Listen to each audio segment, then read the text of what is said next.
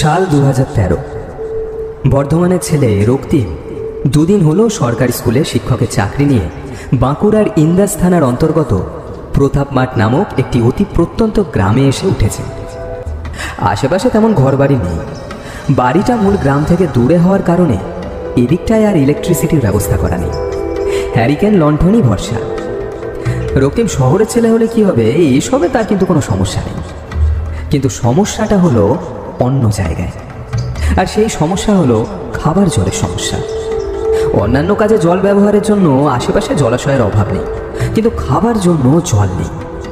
খাবার জলের জন্য মিনিট 15 হেঁটে যেতে হবে মাঝ মাঠের কোনো ডিপোটি কলে। গ্রামের এক লোক মদন বলল, দেখেন বাবু, আপনি এখানে থাকবেন শুনে আমি ঘর দৌড় ঝাড়ু পোছা করে রেখেছি। ঘরটা অনেক দিন বন্ধ ছিল তো।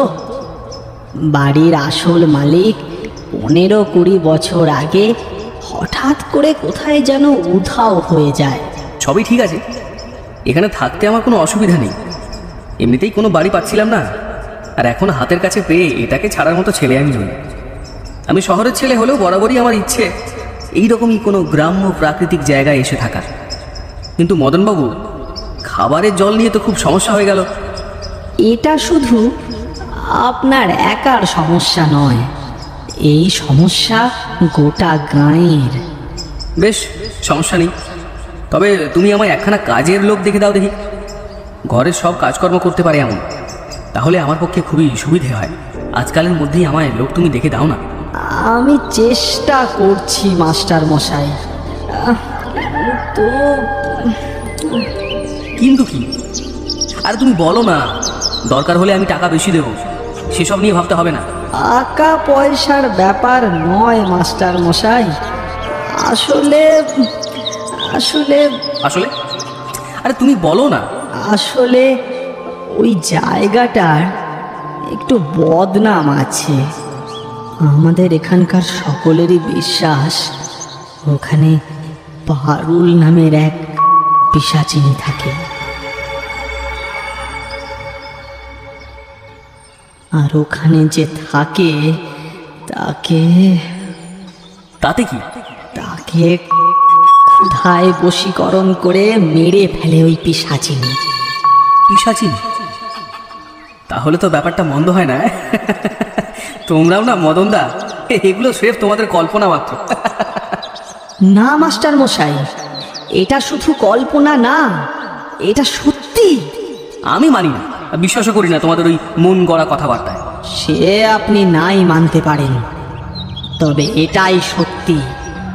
আপনি শহরের মানুষ, আপনি এসব বিশ্বাস করবেন না জানি। আচ্ছা বেশ, তুমিই দেখো।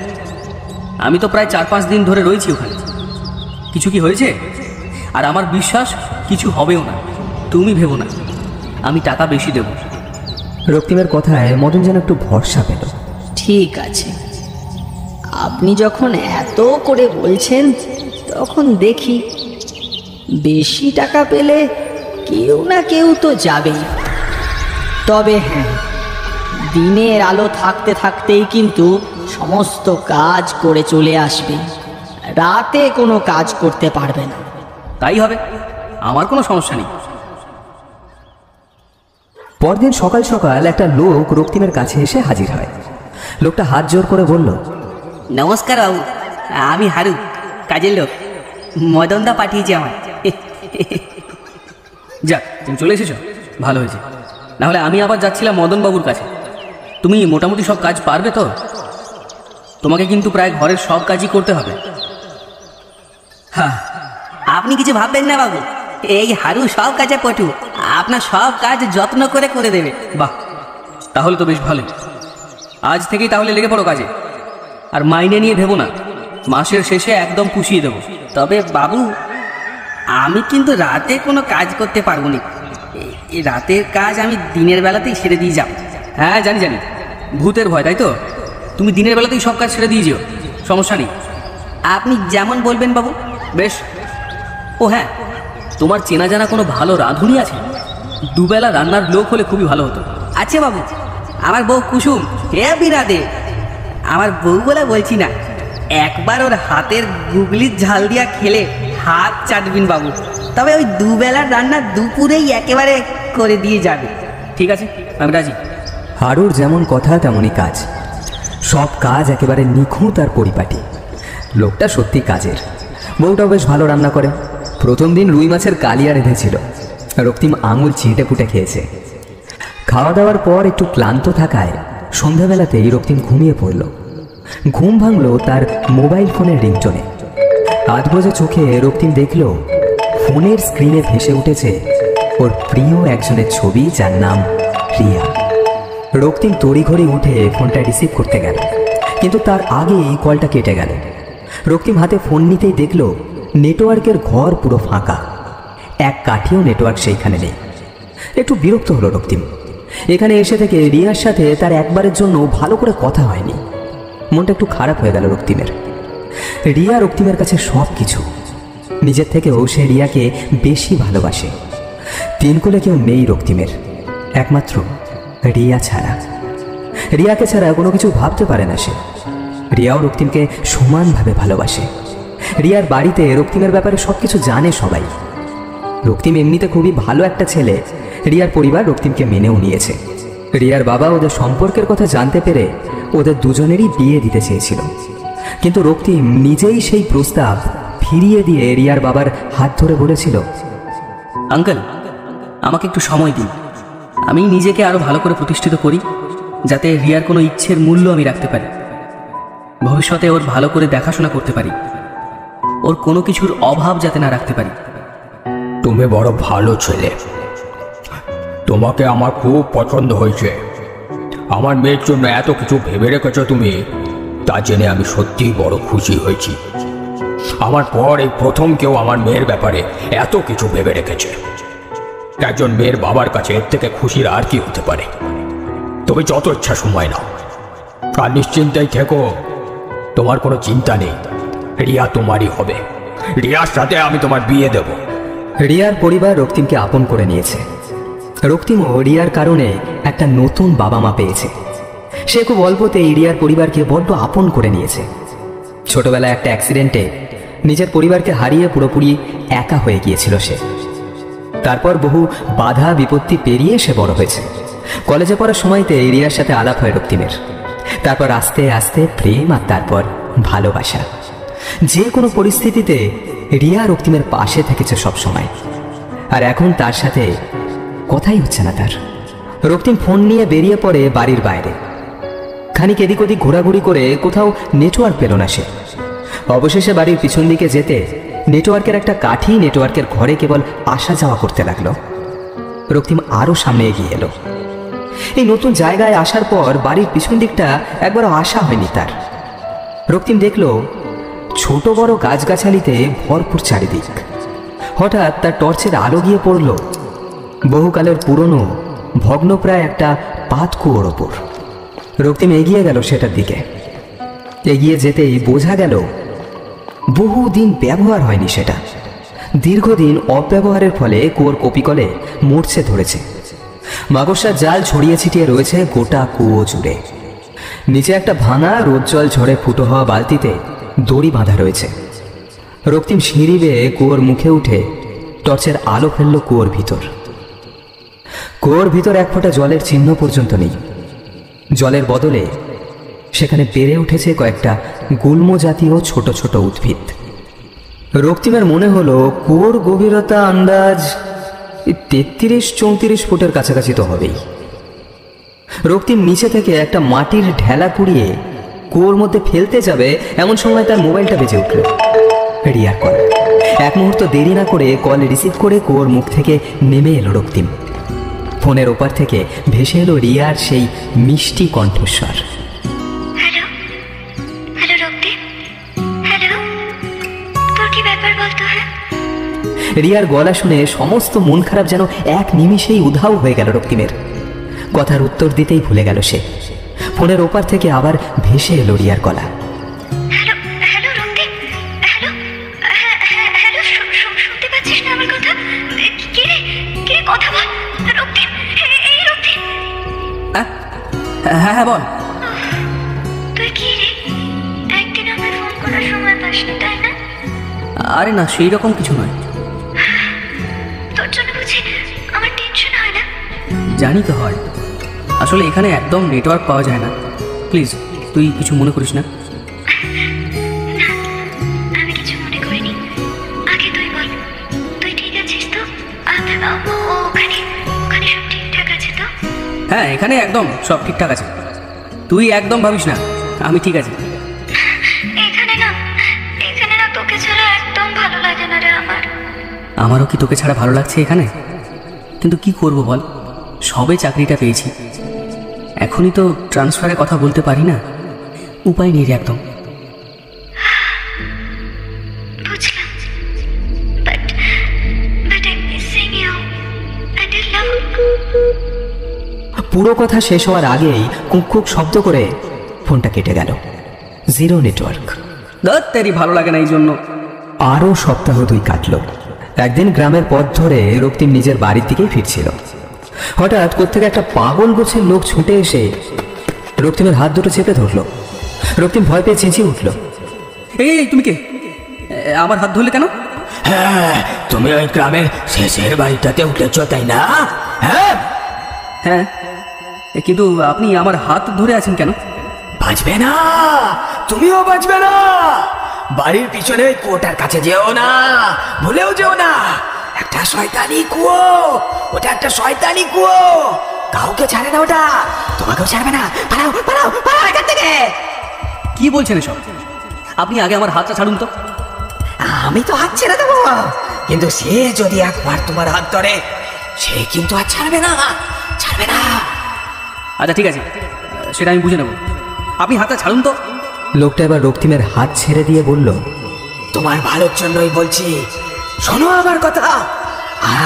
অনেক বড়ি নিয়েছ ওই কুয়ো, এখন অনেক নেবে, কোনো কিছুতেই ওরা আসবে না। মানুষ দেখলেই ওর হাত দুটো নিষ্পিস করে, আমি দেখেছি, দূর থেকে দেখেছি। কি ভয়ানক, কাছে কোনোদিনও যায়নি। জানি জানি, গেলেই ও আমাকে মেরে দেবে। ভালো চাও তো পালাও। কি ভেবেছেন এভাবে ভয় দেখালে আমি ভয় পেয়ে যাব? আমি আপনাদের মতো ভীতু নই, এইসবে ভয় পাই না আমি। মরবি, নির্ঘাত মরবি তুই, কেউ বাঁচাতে পারবে না তোকে, কেউ বাঁচাতে পারবে না। দিন 20 হলো রক্তিম বাড়িটাতে এসে উঠেছে। কুয়োর ধারের কাছেও গেছে বেশ কয়েকবার। কোনো কিছুতেই অস্বাভাবিক বলে মনে হয়নি ওর। তাছাড়া ভূত প্রেতে বিশ্বাস নেই রক্তিমের। লোকটা নেহাতি পাগল। রক্তিমকে গ্রামে অচেনা পেয়ে গাঁজাখুরি সব গল্প বলে ভয় দেখানোর চেষ্টা করছে। এই বিষয়ে আর কোনো কিছু না ভেবে বাড়ির দিকে পা বাড়ালো রক্তিম। রাত তখন বেশ গভীর। আচমকা এই ঘুম ভেঙে গেল রক্তিমের। ঘুম ভাঙতেই ওর মনে হলো কেউ যেন ওকে ডাকছে।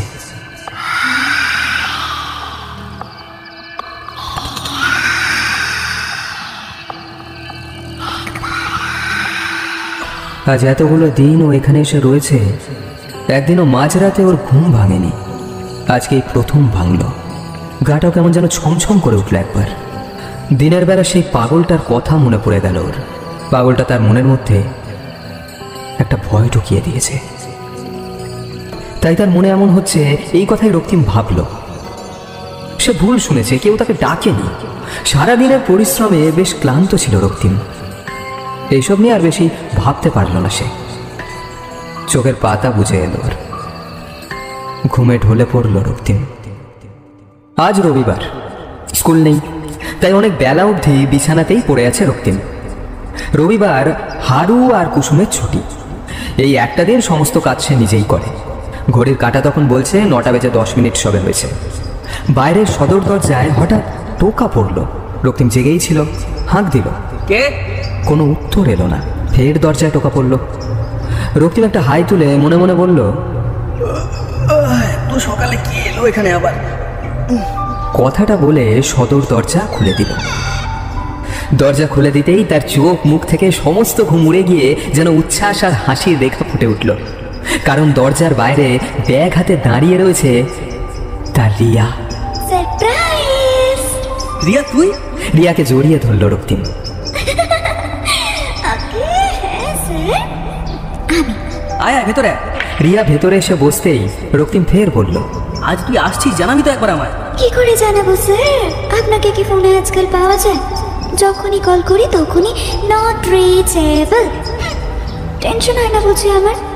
তুই জানিস তোর কথা ভেবে ভেবে ঠিক করে কোনো খাবার পর্যন্ত খেতে পারছিলাম না। ভয় হচ্ছিল রে তোর জন্য, তাই অনেক কষ্টে বাবাকে রাজি করিয়ে চলে এলাম। দূর পাগল, এমন কেউ করে? দিল তো বাচ্চা হ্যাঁ জি। কি করবো বল, বড্ড ভালোবাসি যে আপনাকে। আপনাকে ছাড়া যে কোনো কিছু ভাবতেই পারি না, আর সেটা তো আপনি ভালো করেই জানেন। তাই? রিয়া এগিয়ে এসে নিজের কোমল রক্তিম রিয়াকে নিজের খুব কাছে টেনে নিল। রক্তিমের হাত রিয়ার বুকের কাছে এগিয়ে গেল। রিয়া নরম মুঠো করে ধরল রক্তিম।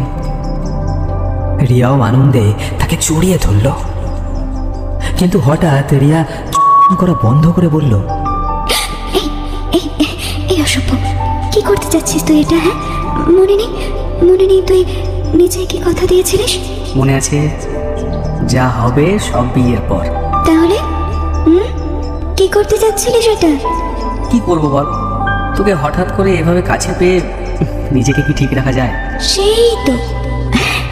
তা বলি, আগে বিয়েটা করো শোনা, তারপর না হয়। তারপর কি? ধীরে ধীরে রক্তিম রিয়ার দিকে এগিয়ে গেল। রিয়ার দুটো কাঁধ শক্ত করে ধরে নিজের ঠোঁট রিয়ার খুব কাছে নিয়ে গিয়ে দাঁড়ালো। বল, তারপর কি? জানি না। আজ তোকে ভীষণ সুন্দর লাগছে। রক্তিম, আর কোনো কথা না, আজ আমাদের একে অপরের সাথে মিলেমিশে একাকার হয়ে যেতে দে প্লিজ রিয়া, আটকাস না। কিন্তু কোনো কিন্তু না, আজ শুধু তুই আর আমি। খুব ভালোবাসি তোকে, আজ আমাদের ভালোবাসা পরিপূর্ণতা পাবে। রিয়াকে জড়িয়ে ধরল রক্তিম। লজ্জায় রিয়া রক্তিমের বুকে তার মুখ লুকালো। তারপর ভেসে গেল ওরা। এক এক করে খুলে যেতে লাগলো ওদের শরীরের সব কাপড়। বিবস্ত্র দুটো শরীর মেতে উঠল আদিম এক খেলায়। আচ্ছা, আমরা কোনো ভুল করলাম না তো? কিসের ভুল? আমরা একে অপরকে ভালোবাসি। আজ আমাদের মধ্যে যেটা হলো এটা স্বাভাবিক। আজ এত বছরের ভালোবাসা একটা পূর্ণতা পেল। কিন্তু মানে কোনো প্রোটেকশন ছাড়া আমার কিন্তু ভয় হচ্ছে। দূর পাগলি, আমি ফার্মেসি থেকে ওষুধ এনে দেবো, ওসব নিয়ে চিন্তা করিস না। বলছি আর একবার। ইস, একটা থাপ্পড় দেবো অসভ্য ছেলে। কেন, খুব ব্যথা লেগেছে বুঝি? জানি না, যা তো। আচ্ছা শোন না, একটু জল খাও না রে। সে কখন থেকে তেষ্টা পেয়েছে আমার। আমি জলের বোতল সাথে নিতেই ভুলে গেছিলাম। এই রে, ঘরে তো এক ফোঁটাও জল নেই। তুই দাঁড়া, আমি মাঠ সেলাকল থেকে জল ভরে নিয়ে আসছি। তুমি রেস্ট করো শোনা, আমি এই যাবো আর আসবো। বলেই রক্তিম জলের পাত্র নিয়ে জল ভরে নিয়ে আসার জন্য বাড়ি থেকে বেরিয়ে গেল। বেশ অনেকটা সময় অতিবাহিত হলো, তবু রক্তিম তখনও এলো না। এদিকে রিয়ার তেষ্টা বাড়তে লাগলো, গলাও শুকিয়ে এলো তার। তখন রিয়ার থাকতে না পেরে বাড়ির বাইরে বেরিয়ে এলো কল কিংবা টিউবওয়েলের সন্ধানে, কিন্তু তেমন কিছুই পেল না সে। বাড়ির পিছন দিকে যেতেই কুয়োটা চোখে পড়ল রিয়ার। রিয়া এগিয়ে গেল কুয়োটার কাছে, তারপর ওর ভিতরে নিজের মুখ বাড়িয়ে দিল। কুয়োর ভিতরে স্বচ্ছ কাঁচের মতো জল চোখে পড়ল ওর। জল দেখে ওর তেষ্টা আরো বেড়ে গেল। ওর নিচে পড়ে থাকা দড়ি বাঁধা নতুন চকচকে বালতিটা দেখে সেটাকে তুলে নিয়ে কপি কলে ঢুকিয়ে বালতি নামিয়ে দিল কুয়োর ভেতরে। বালতি কুয়োর ভিতরে জমে থাকা জলে গিয়ে পড়ল। তারপর দড়ি নিজের দিকে টানতে থাকলো সে। জল সমেত ভর্তি বালতি ওপরে উঠে এলো। রিয়া সেই উঠে আসা জল আজলা করে খেয়ে নিয়ে নিজের তেষ্টা মেটালো। জল এতটাই শীতল আর সুস্বাদু ছিল যে তার এক ঢোক পান করতেই রিয়া সমস্ত ক্লান্তি এক নিমিষের মধ্যে দূর হয়ে গেল। জল পান করা শেষ করে ও আবার ঘরে ফিরে গেল। ততক্ষণে রক্তিম জল নিয়ে ফিরে এলো। এক গ্লাস জল রিয়ার মুখের কাছে ধরল। এই নে ধর জল। আর লাগবে না রে, কুয়োর জল খেয়ে আমার তেষ্টা মিটে গেছে। কুয়োর জল? হ্যাঁ, বাড়ির পিছনের ওই কুয়োটা থেকে জল তুলে খেলাম তো, দারুণ টেস্ট রে জলটা। রিয়ার কথা শুনে রক্তিম অবাক। কি বলছে রিয়া এসব? এটা তো অসম্ভব। গত 2 দিন আগেও সে নিজে দেখেছে কুয়োর মধ্যে জলের কোনো চিহ্ন পর্যন্ত নেই। কুয়োর নিচটা তো পুরো আগাছাতে ঘেরা। আর আজ রিয়া ওখান থেকে জল পেল কি করে? কথাটা রিয়াকে বলতে যাওয়া মাত্রই রক্তিমের আবার মনে হলো রিয়া নিশ্চয়ই ওর সাথে মশকরা করছে। রিয়া জানে ও ভূতে ভয় পায় না, তাই নির্জন জায়গা পেয়ে মিথ্যা বলে ভয় দেখানোর চেষ্টা করছে ওকে। তখন প্রায় মাঝরাত। কারোর একটা ডাকার শব্দ শুনে হঠাৎই ঘুম ভেঙে গেল রিয়ার। রিয়া চোখ মেলে দেখল পাশে রক্তিম নাক ডেকে ঘুমোচ্ছে। হঠাৎ আবার ফিস ফিস শব্দে ডাকতে এলো।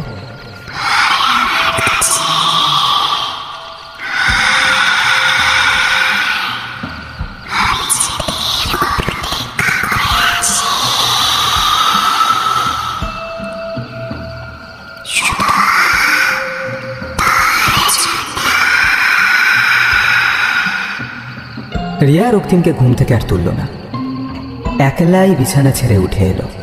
ওর মনে হলো এই আওয়াজটা বাড়ির বাইরে কোথাও থেকে একটা আসছে। ও চুপি চুপি নিঃশব্দে সদর দরজা খুলে বাইরে বেরোলো। আবার ডাকটা ভেসে এলো কানে। রিয়া স্পষ্ট বুঝতে পারলো আওয়াজটা ভেসে এলো কুয়োর ভিতর থেকে। ও কুয়োর দিকেই পা বাড়ালো। একটা দমকা গরম বাতাস রিয়াকে ছুঁয়ে গেল হঠাৎ। রিয়া অদ্ভুতভাবে মন্ত্রমুগ্ধের মতো এক পা করে এগিয়ে গেল কুয়োর একদম কাছে। তারপর সিঁড়ি ধরে উঠে গেল একদম কুয়োর ওপরে। মাথা ঝুঁকিয়ে ভিতরে তাকালো। আকাশে মাথার ওপর সাদা চাঁদের সাথে একটা কালো ছায়া ভেসে উঠল কুয়োর ওই জলের মধ্যে। রিয়ার ঠোঁটের কোণে একটা বাঁকা হাসি ফুটে উঠল। এক পা বাড়িয়ে যেই না রিয়া কুয়োর মধ্যে ঝাঁপ দিতে যাবে, ঠিক সেই সময় পেছন থেকে রিয়ার হাত দুটো ধরে ওকে টেনে নিচে নামিয়ে আনলো রক্তিম। তুই কি পাগল হয়ে গেছিস? কি করতে যাচ্ছিলি সেটা? রক্তিমের চিৎকারে রিয়ার ঘোর কেটে গেল। আমতা আমতা করে রিয়া বলল,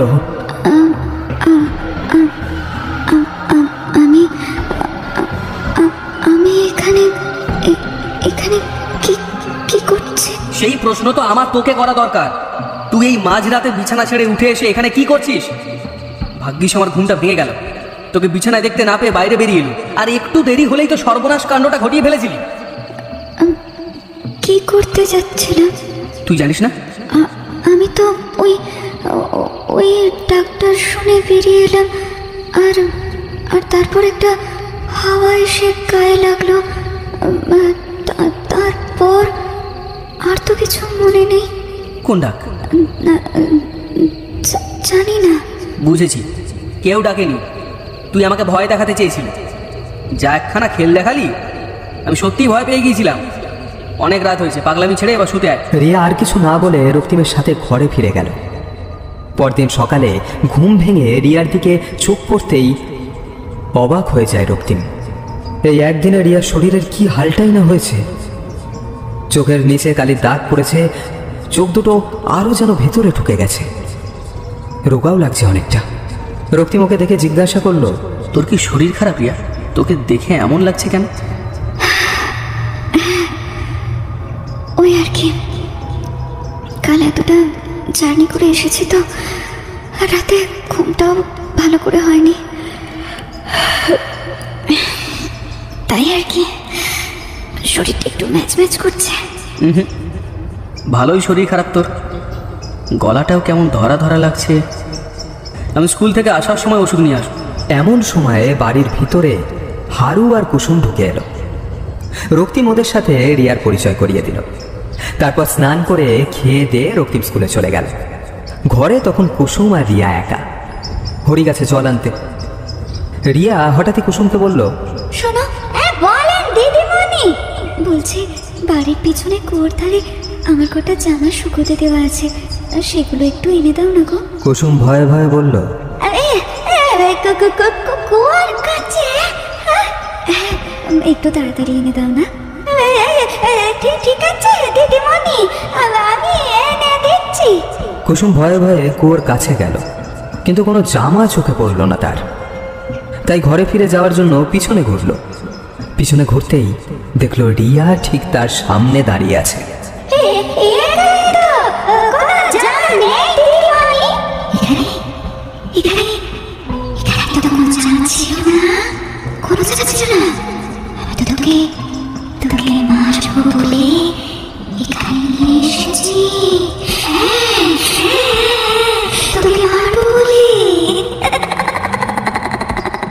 কুসুম অবাক হয়ে দেখলো রিয়ার ঠোঁট দুটো কেবল নড়ে উঠল, কিন্তু গলার স্বর ভেসে এলো ঠিক তার পিছন দিক থেকে। কুসুম পিছনে ফিরল, দেখলো তার সামনে রিয়াই দাঁড়িয়ে আছে। কুসুম ভয় পেয়ে গেল, দুদিকে দিদিমণি কি করে থাকতে পারে। কুসুম আর পিছনে ঘাড় ঘোরাবার সাহস পেল না। সামনের দিকে রিয়াকে উদ্দেশ্য করে ভয়ে ভয়ে সে বলল, দিদিমণি, তুমি তো আমার পিছনে ছিলে, সামনে কি করে এলে? উত্তরে রিয়া হার হিম করা হাসিতে ফেটে পড়ল। তারপর নিজের হাত দিয়ে কুসুমের গলাটা চেপে ধরল। কুসুম চিৎকার করে অস্ফুটে বলে উঠল,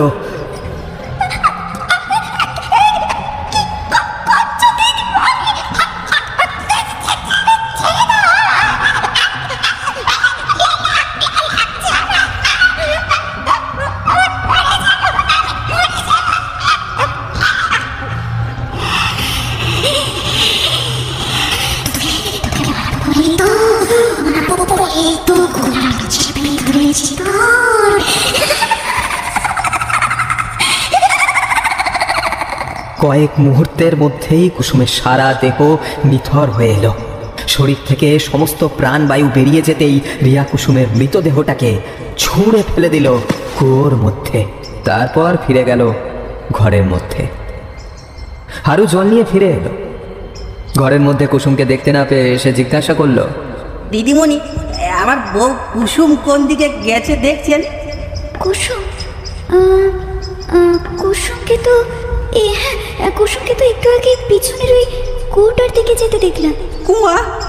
সর্বনাশ! বলেই হারু ছুট দিল সেদিকে। আর এদিকে রিয়ার মুখে সেই বাঁকা হাসিটা আবার খেলে গেল। হারু কুয়োর দিকে পৌঁছে দেখলো কুসুম কুয়োর দিকে মুখ করে তার দিকে পিছন ফিরে দাঁড়িয়ে আছে। হারু কুসুমের কাঁধে হাত দিয়ে বলল, কিরে, তুই কুয়ার কাছে কি করতে আইছিস? মরার ইচ্ছা হয়েছে নাকি? কুসুম পিছনে ফিরে তাকিয়ে বলল, হারু দেখলো কুসুমের ঠোঁট দুটো নড়ে উঠল, কিন্তু উত্তর এলো তার ঠিক পিছন থেকে। হারু পিছনে ফিরল, দেখলো তার ঠিক পিছনে এসে দাঁড়িয়েছে রিয়া, আর অদ্ভুতভাবে তার দিকে চেয়ে আছে সে। দিদিমণি, আপনি?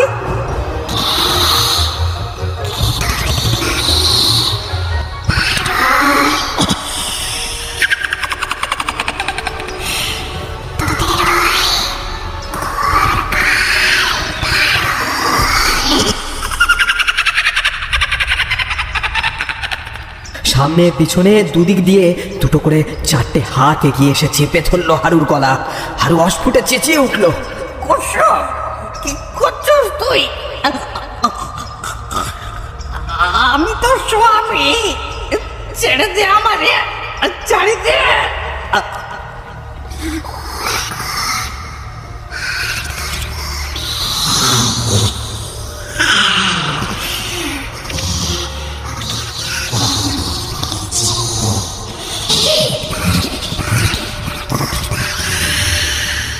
হাতের জোর আরো তীব্রভাবে হারুর গলা চাপতে থাকলো। মিনিট দুয়েকের মধ্যে হারু একদম স্থির হয়ে গেল। কুসুম হারুর মৃতদেহ নিয়ে কুয়োর মধ্যে মিলিয়ে গেল। রিয়া একটা ভয়ঙ্কর অট্ট হাসিতে ফেটে পড়ল। সন্ধ্যার আগে রক্তিম বাড়ি ফিরে এলো। বাড়ি ফিরে রিয়াকে কোথাও দেখতে না পেয়ে সে খুঁজতে খুঁজতে বাড়ির পিছন দিকটায় আসতেই দেখতে পেল রিয়া কুয়োর সামনে দাঁড়িয়ে এক মনে কুয়োর দিকে তাকিয়ে রয়েছে। রক্তিম পিছন থেকে গিয়ে ওকে জড়িয়ে ধরলো। এসে গেছিস? হ্যাঁ, তুই ঘর ছেড়ে এখানে কি করছিস? জানিস রক্তিম, এই কুয়োটা না আমার ডাকে। কি বকছিস যাতা? ও আচ্ছা আচ্ছা, তুই হরি না হলে মালতীর কাছে এখানের ওই গল্পটা শুনে এইসব বলে আমাকে ভয় খাওয়ানোর চেষ্টা করছিস তো? জানিস তো আমি ওইসবে ভয় পাই না, তাহলে কেন শুধু শুধু? হঠাৎ রিয়ার হাতের দিকে চোখ যায় রক্তিমের। রিয়ার হাত দুটো কিছুতে পুড়ে যেন ফোসকা পড়ে গেছে।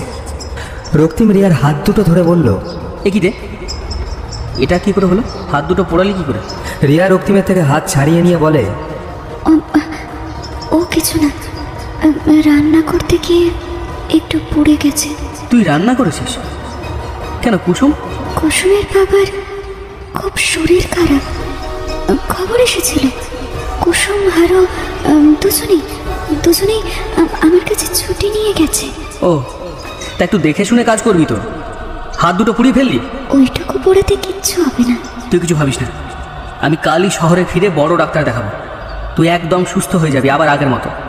আমার কিছু হয়নি, আমি যাব না, এখানেই থাকবো আমি তোর সাথে। হ্যাঁ থাকবো তো, আগে তুই পুরোপুরি সুস্থ হয়ে ওঠ, তারপর আবার তুই আমি দুজনেই এখানে এসে থাকবো। না, আমি এখান থেকে কোথাও যাব না, তুই আমায় নিয়ে যাস না প্লিজ। আচ্ছা, সে পরে দেখা যাবে, তুই এখন একটু চোখ বন্ধ করে ঘুমো। মাঝরাত তখন। রক্তিম গভীর ঘুমে আচ্ছন্ন। এই কদিন ওর ওপর দিয়ে যা যা গেল তাতে বেচারা বড্ড ক্লান্ত। পাশেই রিয়া শুয়ে আছে, কিন্তু ওর চোখে কোনো ঘুম নেই। ও এক দৃষ্টিতে রক্তিমের গলার দিকে চেয়ে আছে। হঠাৎ রিয়া ও সরু লিকলিকে হাত দুটো দিয়ে চেপে ধরল ঘুমন্ত রক্তিমের গলা।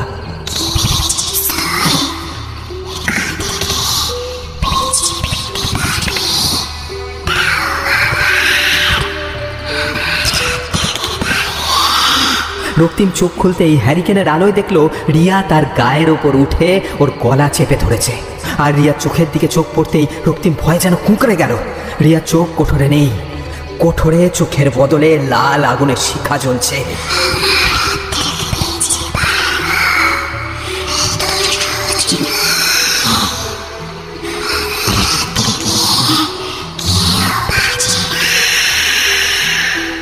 কি করছিস রিয়া? ছাড়া, আমার লাগছে।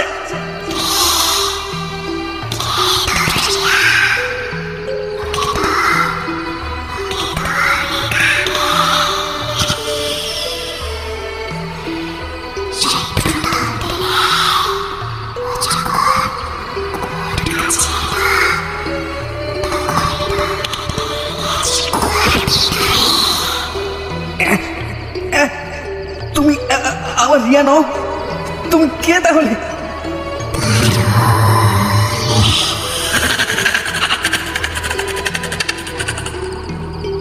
তীব্র হাসিতে ফেটে পড়ার সাথে সাথেই হাত দুটো আরো জোরে চেপে ধরলো রক্তিমের গলা। এবারে আর রক্তিমের গলা দিয়ে কোনো কথা বেরিয়ে আসতে পারলো না। কিছুক্ষণ তার মুখ থেকে একটানা গোঙানির আওয়াজ বেরিয়ে এলো কেবল।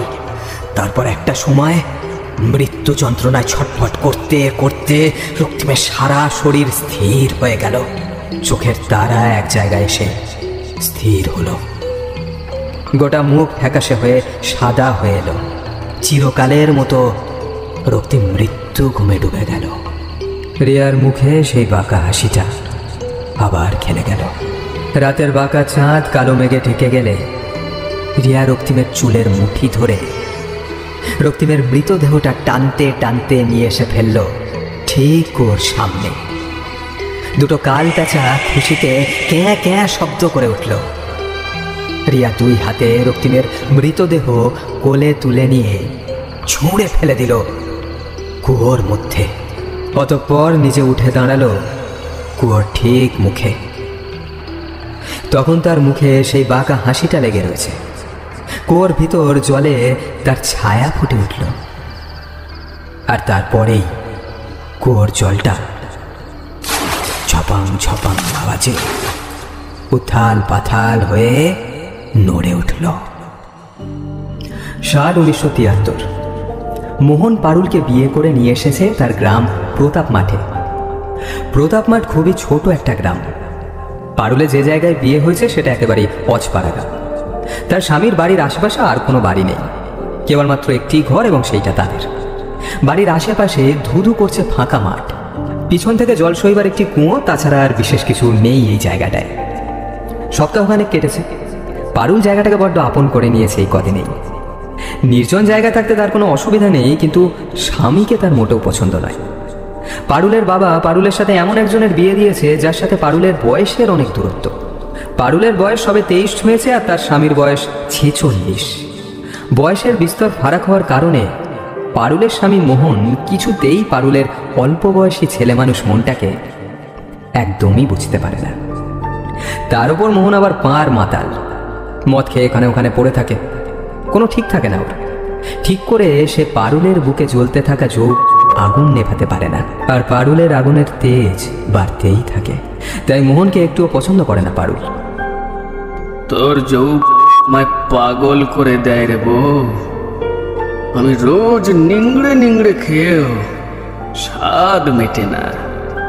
তোর যেন মনের পুতুল। আস্তে, ওভাবে কামড়েও না, উফ, আমার লাগছে। আমি আর পারছি না। কল কল তোর শাড়িটা। আজ সারা রাত আমি তোমায় ঘুমোতে দেবো না, সারা রাত। হ্যাঁ সোনা, এ কি হয়ে গেল? খুব মজা পেয়েছি। ঘুমা ঘুমা, এবার ঘুমা। একরা সতৃপ্তি নিয়ে দিন কাটতে লাগলো পারুলের। এইভাবে আরো কিছুদিন কাটলো। একদিন বাড়ির পিছনে কুয়োতলায় স্নান করছিল পারুল। হঠাৎ তার দূরে চোখ পড়ে। ঠিক তারই সমবয়সী একটা ছেলে দূরে দাঁড়িয়ে তার দিকে হাঁ করে চেয়ে আছে। পারুলও তার দিকে খানিকক্ষণ চেয়ে রইল, তারপর ডাক দিল, এই যে, শোনো এদিকে। ছেলেটা কাছে এগিয়ে এসে বলল, জি বলেন। কি নাম তোমার? আগে রহিম। তুমি আমার দিকে ওইভাবে চেয়েছিলে কেন? কই, আমি আপনার দিকে চেয়ে থাকিনি তো। মিথ্যে বলছো কেন? আমি স্পষ্ট দেখেছি তুমি দেখছিলে আমায়। না, আসলে আপনাকে এখানে আগে কখনো দেখিনি তো, তাই দেখছিলাম। আচ্ছা, তা আমি হলাম এখানকার নতুন বউ। তুমি কি রোজই এখানে আসো এই সময়? না, রোজ আসি না। কখনো কখনো গরু চড়াতে চড়াতে তেষ্টা পেয়ে গেলেই গরুর জল খেতে আসি। ও আচ্ছা, এখন পালাও, পালাও এখান থেকে, পালাও। নইলে আমি সবাইকে বলে দেব তুমি আমার স্নান করা দেখছিলে। রহিম ভয়ে ছুট দিল। পারুলের মুখে একটা বাঁকা হাসির ঝিলিক দিয়ে উঠল। সেদিনের পর থেকে প্রায় রোজই লুকিয়ে লুকিয়ে পারুলের স্নান করা দেখতে আসতো রহিম। গাছের আড়াল থেকে লুকিয়ে লুকিয়ে দেখত পারুলকে। পারুলের সে কথা অজানা নয়, পারুল সবটাই টের পেত। বেশিরভাগ দিনই রহিমের গায়ে আতরের গন্ধ তার নাকে যেত, আর নয়তো গাছের আড়ালে তার অর্ধেক শরীর দেখতে পেত সে। এইরকমই একটা স্নানের সময় পারুল ডাক দিল তাকে, আমি জানি তুমি এখানেই আছো। রোজ গাছের আড়াল থেকে লুকিয়ে লুকিয়ে আমার স্নান করা দেখতে আসো। এখনই আমার সামনে এসে হাজির হও, এখনই। না হলে এ কথা আমি আমার স্বামীকে বলে দেব কিন্তু। আসো বলছি। সঙ্গে সঙ্গে গাছের আড়াল থেকে রহিম বেরিয়ে এসে পারুলের সামনে দাঁড়ালো। আমি এক্ষুনি চলে যাচ্ছি, আমি আর কখনো দেখবো না। আমার ভুল হয়ে গেছে, দয়া করে কাউকে কিছু বলবেন না। আরে আরে আরে, ভয় পাচ্ছ কেন? সামনে এসে দাঁড়াও, আমার সামনে এসে দাঁড়াও। না না, আমি দূরেই ঠিক আছে, এখানেই ঠিক আছে। আমি আমার সামনে এগিয়ে আসতে বললাম তো, না এলে বলে দেবো কিন্তু। না না না না, এই তো এসেছি। আপনি বলুন এবার কি বলবেন। আমার স্নান দেখার ইচ্ছে হলে আমার সামনে বসেই দেখ। ওভাবে লুকিয়ে লুকিয়ে দেখার কি কোনো মজা আছে? এবার থেকে আর গাছের আড়াল থেকে লুকিয়ে লুকিয়ে নয়, ইচ্ছে হলেই চলে আসবে এখানে, কেমন? তারপর আমার সামনে বসেই দেখবে আমার স্নান। না না না না না না না না, ভয় পেও না, আমি এই ব্যাপারে কাউকে কিচ্ছু বলবো না। না না, কোনো দরকার নেই, আমি আর এদিকে আসবো না। বললাম তো সামনে এসে দেখবে। আমি চাই তুমি সামনে এসে দেখো। বেশ, আপনি যখন চাইছেন তখন তাই হবে। পারুলের কথা মতো রহিম রোজই এসে পারুলের সামনে বসে পারুলের স্নান দেখে। পারুলও তাকে দেখে বেশ খুশি হয়। ইচ্ছা করে পারুল নিজের বুকের ওপরিভাগ প্রায় খোলা রেখে স্নান করে রহিমকে দেখিয়ে দেখিয়ে। রহিম যখন ওর দিকে এক দৃষ্টে তাকিয়ে থাকে তখন পারুলের ঠোঁটের কোণে একটা মৃদু দুষ্টু বাঁকা হাসি ফুটে ওঠে। এইভাবে 1 মাস কাটল। পারুল স্নান করছে, পাশে বসে আছে রহিম। হঠাৎ পারুল প্রশ্ন করে, আচ্ছা রহিম, আমার শরীরের উপর তোমার লোভ হয় না? এসব আপনি কি কথা বলছেন? হ্যাঁ, বলো না, সত্যি করে বলো, হয় না লোভ? নির্ভয় বলো। আমি জানি না। যদি নাই জানো তাহলে রোজ রোজ আমার স্নানের সময় কেন এখানে বসে থাকো? বলো বলো। আমি কিছু জানি না, জানি না আমি। রহিম আর কিছু বলল না। রহিমকে নীরব দেখে পারুল রহিমের কাছে এগিয়ে এসে নিজের কোমল ভেজা ছুঁয়ে দিল রহিমের। তারপর রহিমের হাত নিয়ে নিজের উপরে রাখল। যৌবন জ্বালা মেটানোর খিদেই দুজনে মাতাল হয়ে উঠেছে একসাথে। দুজনেই একে অপরকে জড়িয়ে ধরল তীব্রভাবে। মিনিট খানেক চলল তাদের উন্মত্ততা। হঠাৎ পারুল একপাশে সরে গিয়ে বলল, এবার বলো, লোভ হয় নাকি এখনো বলবে সে আগের কথা? রহিম পারুলের উষ্ণ ছোঁয়া পেয়ে নিজেকে ঠিক না রাখতে পেরে বলল, হ্যাঁ, আমার লোভ হয় তোমার শরীরের ওপর, বড্ড লোভ হয়। পারবে পারবে পারবে আমার বুকের মাঝে দাউ দাউ করে চলতে থাকা এই আগুনকে নেভাতে? পারবে পারবে আমার খিদে মেটাতে? পারবে? পারবো, হ্যাঁ হ্যাঁ, আমি পারবো আমি। বেশ, চলে এসো, বাড়ির ভিতরে এসো। যে কোনো দিন এই ফাঁকা জায়গায় কিছু করা সম্ভব নয়, কেউ দেখে ফেলতে পারে। বাড়ির ভিতরে সব কিছু নিরাপদ। কেউ বিরক্ত করবে না আমাদের, শুধু তুমি আর আমি থাকবো।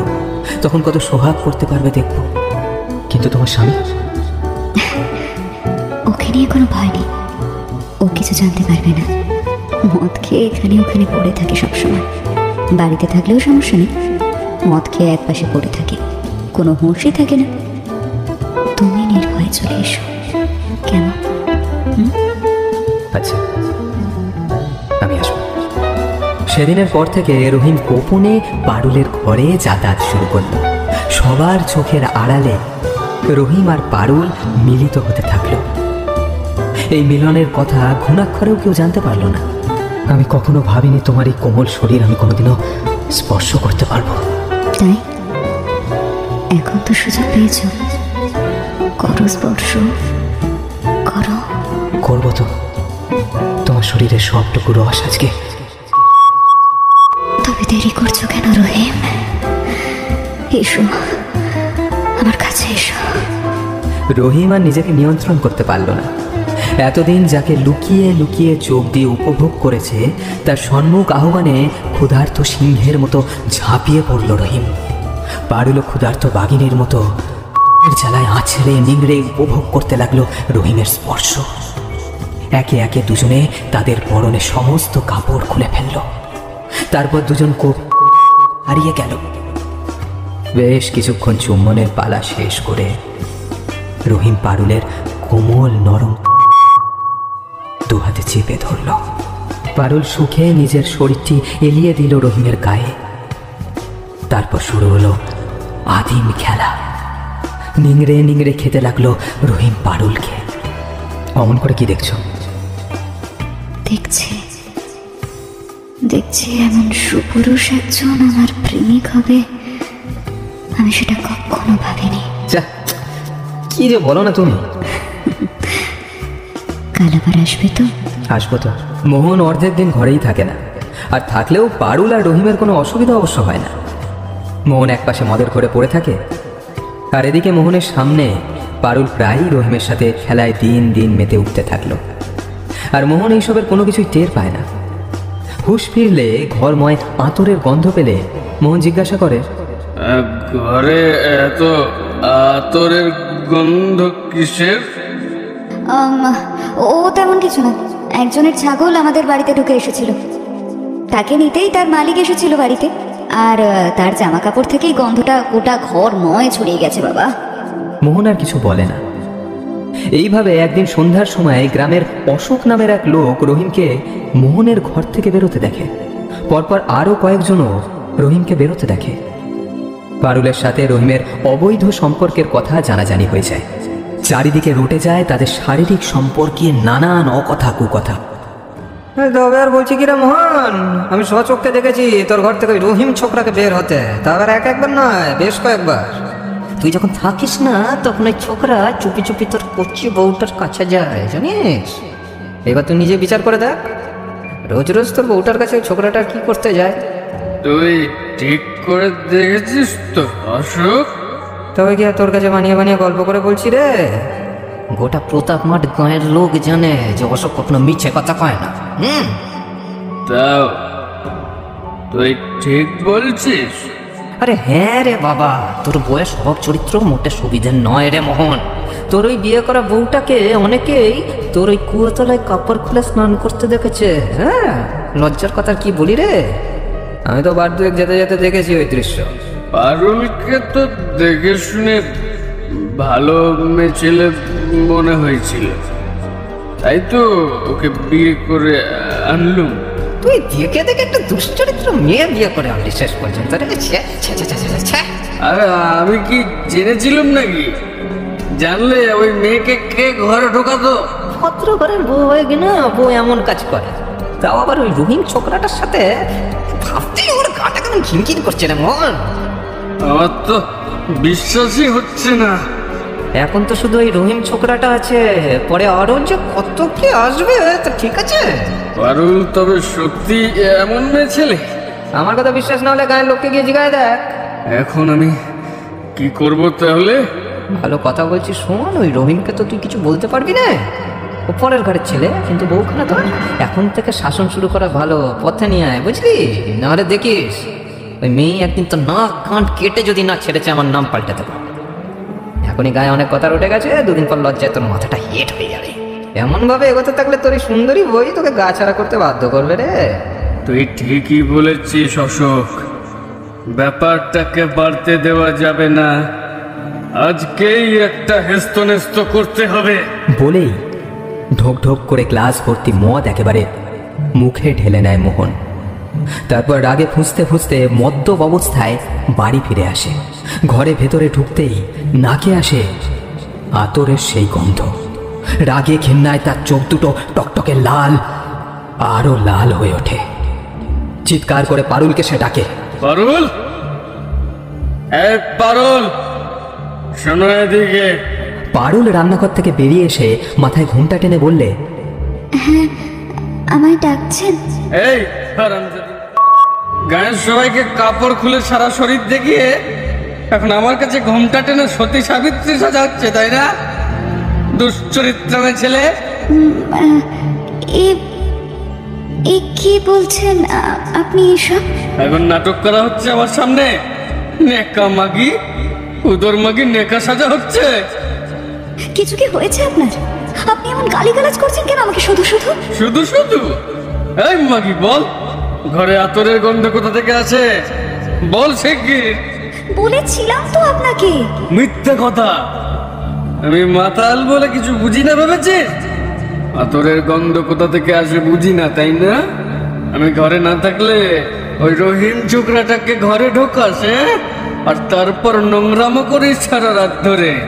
ভেবেছিস আমি কিছু জানতে পারবো না?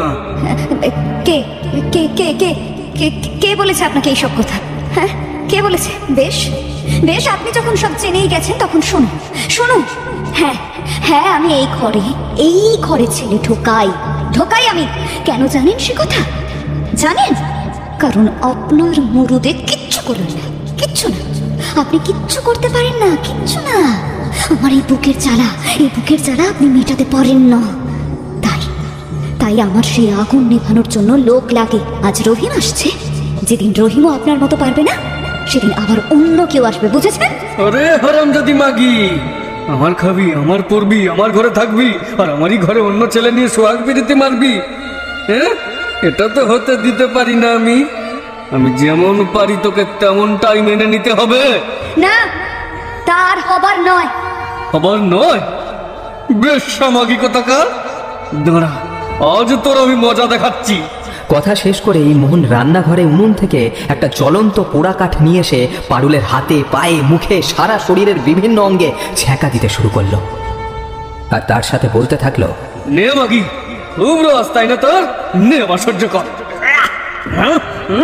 এবার দেখে তুই কি করে ছেলে ঢোকাস ঘরে। এরপরে যদি আর কেউ ঘরে ঢোকে তোকে জ্যান্ত পুড়িয়ে মারবো, মনে তাকে জানো সে কথা। সামান্য আগুনের ছেঁকা দিয়ে পারুলকে দমিয়ে রাখা যায় না। যখনই এই অঙ্গে আগুন জ্বলবে তখনই ঘরে ছেলে ঢুকবে। দেখি দেখি আপনি কি করেন, দেখি আমি। মোহন আর কোনো কথা না বলে রাগে ঘর থেকে বেরিয়ে চলে যায়। আর এদিকে পারুলের গোটা শরীরে পোড়া জায়গায় ফোসকা পড়ে তীব্র যন্ত্রণা শুরু হয়। আরও বেশ কয়েকটা দিন কাটল, পারুলকে কিন্তু দমিয়ে রাখা গেল না। রীতিমতো তার কাছে রহিমের আসা যাওয়া লেগে রইল তখনও। তেমনই একদিন পারুলের কাছে রহিম এসেছে। আজ এত সেজেছ, কি ব্যাপার? এসো, তোমার অপেক্ষাতেই তো ছিলাম। বললে না তো? তুমিই বলো, কার জন্য হতে পারে? মনে হচ্ছে আমার জন্য। তাহলে তোমার জন্য, যে আমাকে খুশি করে, আমি তার খুশির জন্য একটু ভালো করে সাজতেও পারবো না বলছো?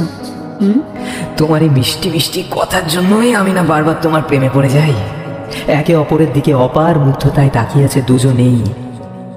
কয়েক মুহূর্ত এমন ভাবে চোখের পলক না ফেলে চেয়ে রইল একে অপরের দিকে। তারপর একে একে স্পর্শ, চুম্বন আর যৌবনের মাধুর্যে ডুবে গেল দুটি হৃদয়ের মানুষ। অপরদিকে দরজার আড়াল থেকে সমস্ত কিছু নীরবে দেখছে মোহন।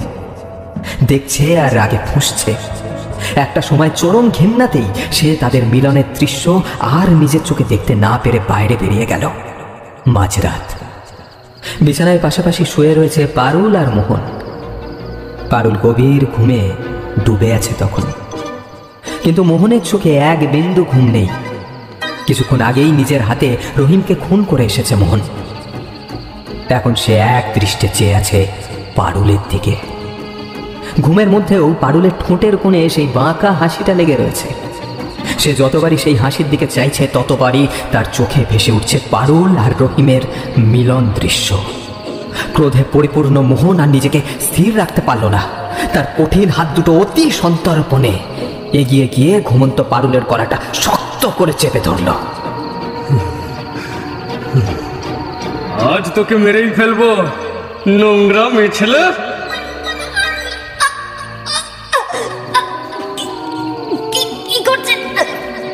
কি করছেন আপনি? মরে যাবো তো আমি। এখন খুব মরার ভয় তাই না? যখন মানা করেছিলাম এসব নোংরামি বন্ধ করতে, শুনেছিলিস আমার কথা? তোর শরীরে খুব সুড়সুড়ি তাই না? আজ তো সব সুড়সুড়ি মিটিয়ে দেবো চিরকালের জন্য। আমি সত্যি মরে যাবো এবার। আমি মরে গেলে আপনার জেল হয়ে যাবে। কিচ্ছু হবে না আমার, আমাকে নিয়ে তোকে ভাবতে হবে না। দয়া করে ছেড়ে দিন। সত্যি খুব লাগছে আমার।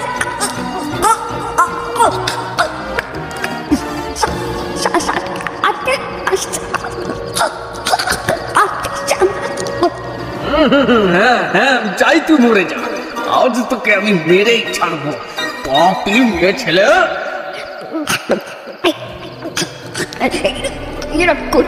করবেন না, আপনার দুটি পায়ে পড়ি, ছেড়ে দিন। তোকে ছেড়ে দেবো আমি? এমনটা তুই ভাবলি কি করে?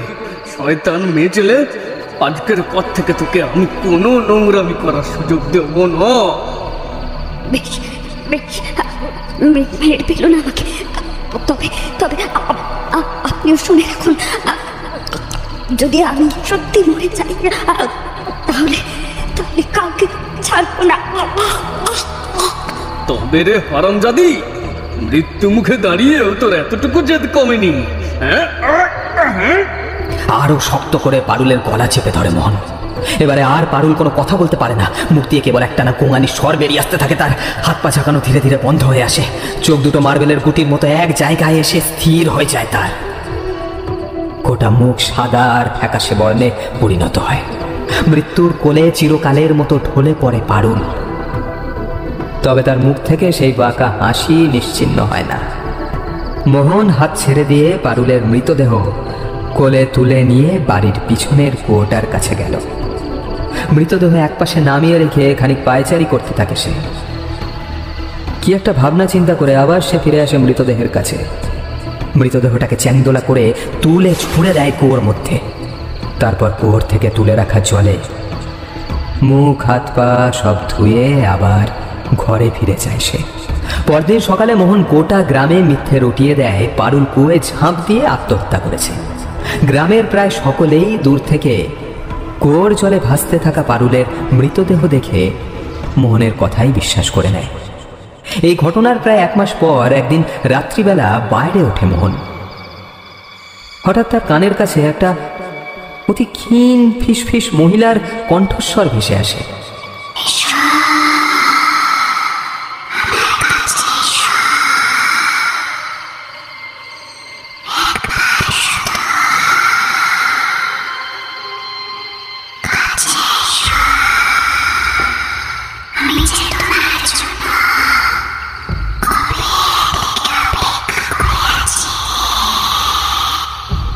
মোহনের মনে হলো শটটা যেন কুয়োতলা থেকে আসছে।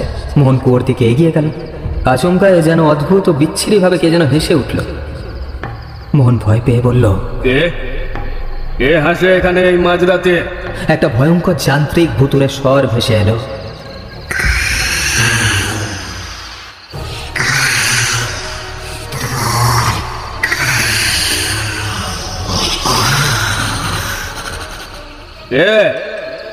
সাহস থাকে তো সামনে এসো আমার।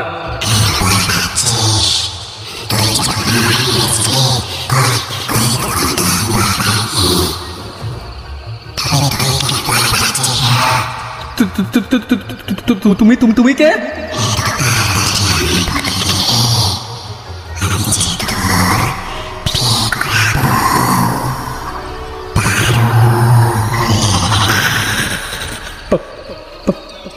পারুল? মোহনকে আর কোনো কথা বলতে হলো না। তার আগেই কুয়োর থেকে দুটো পোড়া হাত বেরিয়ে এসে মোহনের গলা সজোরে চেপে ধরল। ছেড়ে দাও আমার।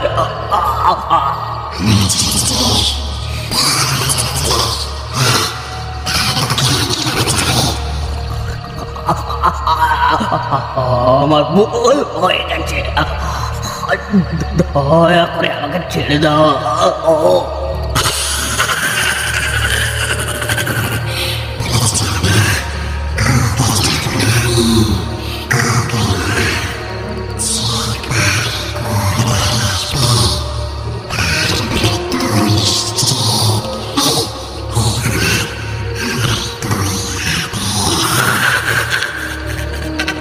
মুহূর্তের মধ্যে হাত দুটো মোহনকে নিয়ে ঢুকে যায় কুয়োর মধ্যে।